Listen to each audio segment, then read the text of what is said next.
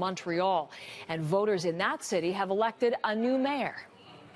I said since day one, my life is to serve people.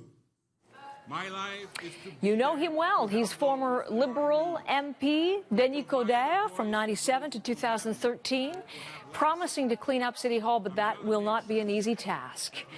The last two Montreal mayors resigned in connection with corruption allegations. Live comments from Toronto's mayor.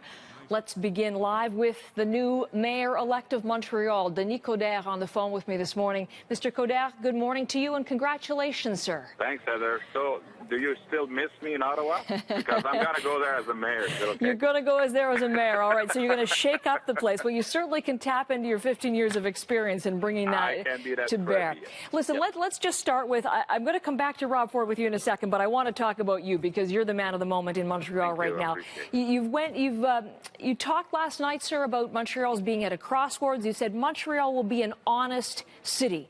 How are you going to restore its reputation? How are you going to regain the trust of disillusioned voters? I put up a plan, an anti-corruption plan, and when I was in Ottawa, specifically as a national defense critic, I was pushing the idea of the Inspector General. That person with his departments have the authority for inquiry, for example, have a role for accreditation, and it's more than auditing; it's inquiry vis-a-vis any cases of procurement that person will be able during all the process of procurement, before and after, and even if you feel like those little so-called extras afterwards, to go after the enterprises, the corporation, the individuals, and even bring them to court. Okay. So, and I want to totally depoliticize the process of bids, and it will be clearly a watchdog with teeth. Secondly, we need to change the culture within bureaucracy, like deputy ministers in Ottawa have some kind of rotation. Instead, also to have too much work from outside, have more inside job, and professionalize the bureaucracy at City Hall in Montreal. So all those things, the fact that I have the experience and I know how to work with public servant. Like, for example, I'd like to have a true policy for whistleblowers and make sure that we are protecting the whistleblowers.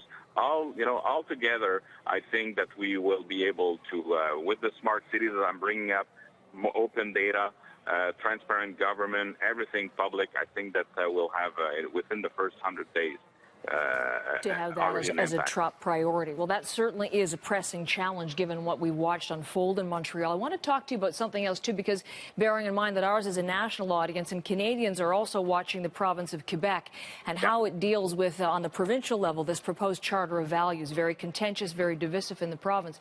During your campaign, you talked about how you plan to fight it. What are you going to do specifically on the charter? Well, first of all, we'll wait for the text because they've been managing that file with trial balloon and some leaks in the press. This is a very emotional debate.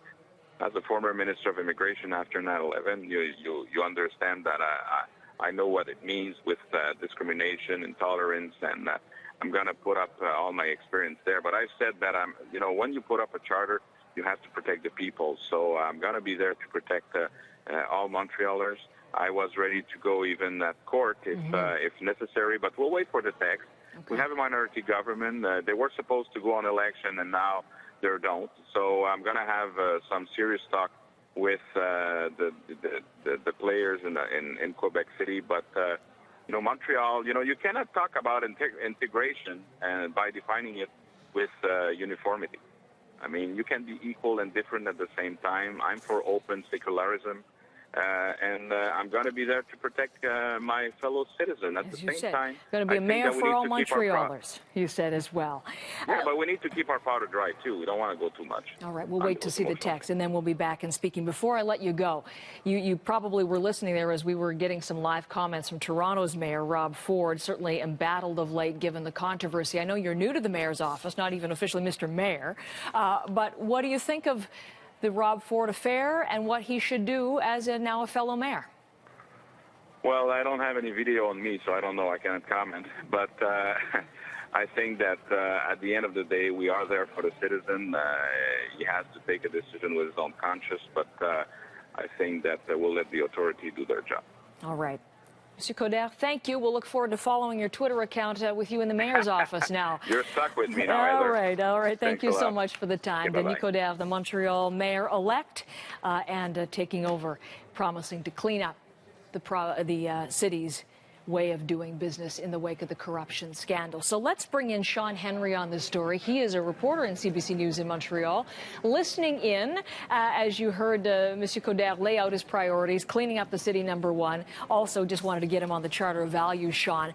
But, you know, he's going to have a task getting these things done because he's not in a majority situation. He has to work with the rest of council here. He does, because he has 27 of 65 seats on council here, or his team. Anyway, 27 of 65 seats. Richard Bergeron's team has 22, and the others follow. So he is really going to have to work with the rest of council. What's interesting is that when he first announced he was running for mayor, he was very reluctant to call him and Team Denis Coderre a party, even though legally he has to call himself a party. And he also said when he first announced his intention to run for mayor that if elected, that his councillors or anyone on his team would be free to vote their conscience. So I wonder how he feels today, knowing that he is working in a minority government situation. So you heard him talk about the Inspector General. That's one of the things that he's hammered away in his campaign. That's something that he really wants to get in place and will likely get in place. But again, he's going to have to work with minority government, with councillors from other parties. Borough mayors, there are 19 boroughs here in Montreal. 10 of the 19 borough mayors are not from his party, so he'll also have to work with them. It's a bit of a mixed bag, a little puzzle in Montreal this morning, and we'll see how it works out in the next 4 years. He's called for unity, he's called for nonpartisan politics, but of course, that's easier said than done when it comes to politics. I just want to leave you with one little note, Heather, about voter participation. We talked about that a lot too during this campaign. In 2009, it was 39%. Guess what? It was no better this year. It was about 40%.